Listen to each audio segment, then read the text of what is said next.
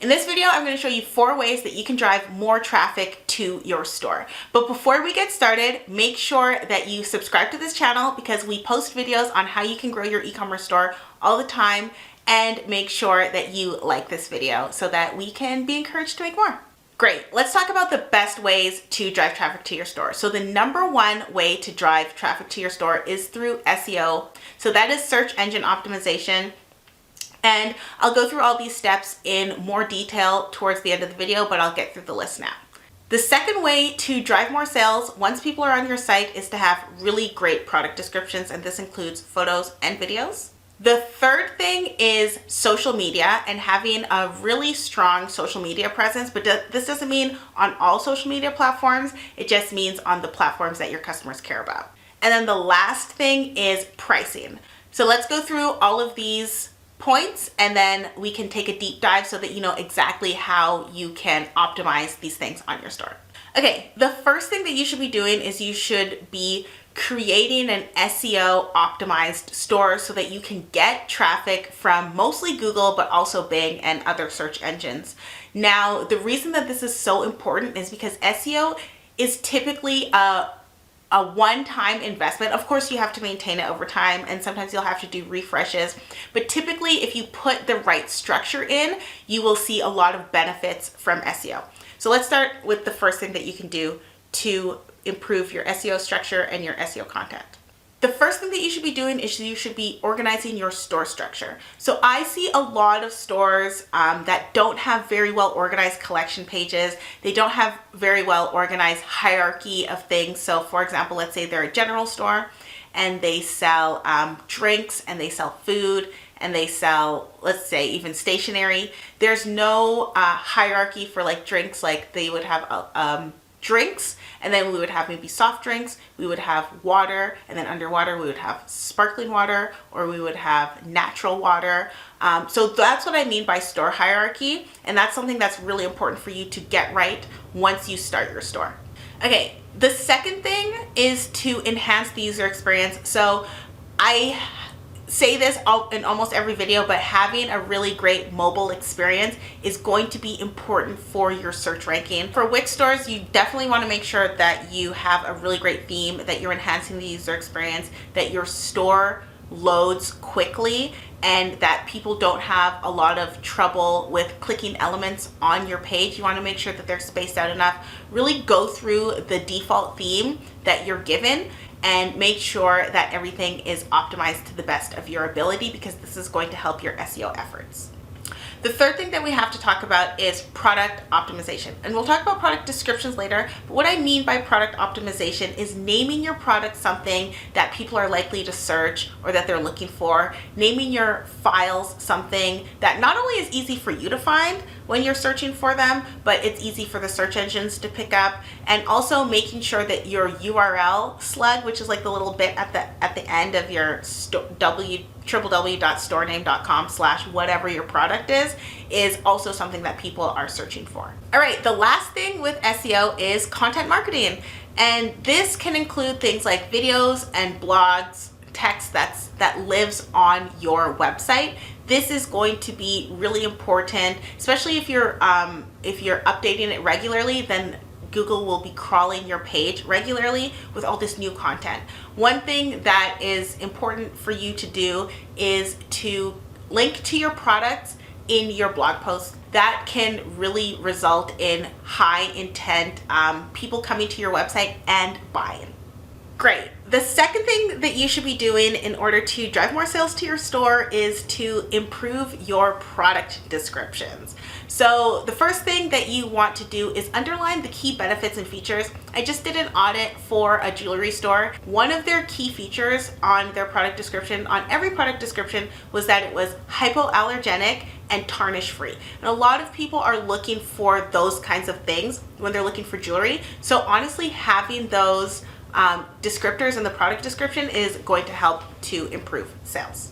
The other thing is to use very simple language. You don't have to use a $2 word where a 10-cent word will do. Nobody is judging you based on your intellect or your range of the English language. No, people want to understand how this product benefits them, and using simple language is very important. Unless you have a product that is for a very sophisticated and expert audience, but even then you don't want to use too much jargon, because there might be somebody who has just entered the industry and they need to understand exactly what your product does. The last thing that you should do for product descriptions is to be super informative. Now, you can definitely do that through excellent product photos. I have a video that I will be sure to link to that talks about how to make really good how to take really good product photos. The other thing that you can do is have video product demos, or one of the best things to do is to repost photo reviews from customers and video reviews from customers. Now, video reviews from customers are hard to get, but you have to incentivize your customers for them. And having video on your product page is going to be a game changer for your customers, and it will also reduce your returns. So this is really important. You definitely want to have a video on your product page where possible.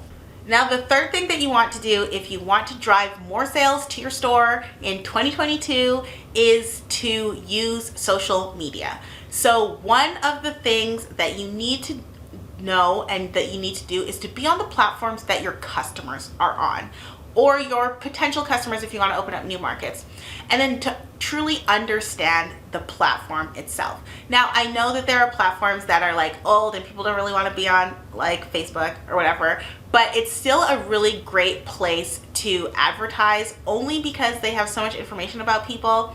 It makes it really easy for you to reach your target audience. And one of the things that you can do is you can repackage your user-generated content. So like those reviews I talked about before, you can repackage those and you can use them as ads, or you can use them as social posts. And those go a really long way in building trust with customers. I've personally run ads that have reviews in them along with the product, and those did really well. Those are things that you want to consider with your social media. The only thing that I'm going to say is to be consistent, and I know that it's very difficult to be consistent, but it's easier to be consistent if you only focus on one or two platforms, especially if you are a smaller business with just a few staff. Then you definitely want to focus your efforts on just a couple of platforms. Perfect. The last thing that you are going to want to take into consideration when selling more is your pricing. Pricing is definitely part of the marketing mix. You have a good product, you have good pricing, you have good placement on your social media, all that stuff.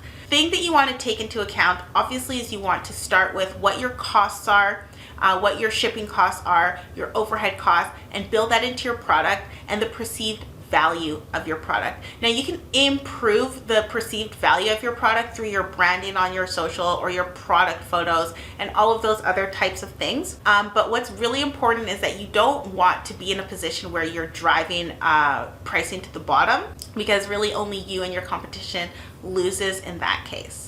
One thing that you can do is, if you really want to have like lower pricing or you want to have competitive pricing, is that you can create bundles. You can experiment with free shipping as well, or flat rate shipping. So maybe you don't want to lower your prices or increase your prices by a certain dollar amount because maybe you don't ship a lot, but you don't want to eat the cost of shipping for your customers. One thing that you can experiment with is having higher prices and free shipping, or having your same prices and flat rate shipping, or even having lower prices and then your customer bears the burden of the shipping cost. And of course, again, this really depends on how you've placed yourself in the market.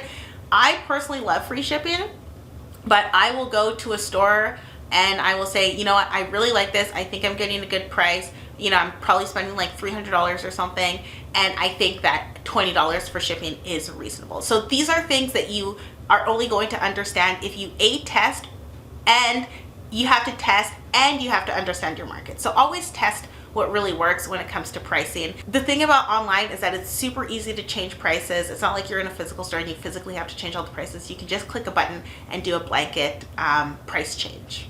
that is it from me. Again, don't forget to like and subscribe to this channel. Let me know if there are some things that you need clarification on. Always happy to answer those in the comments.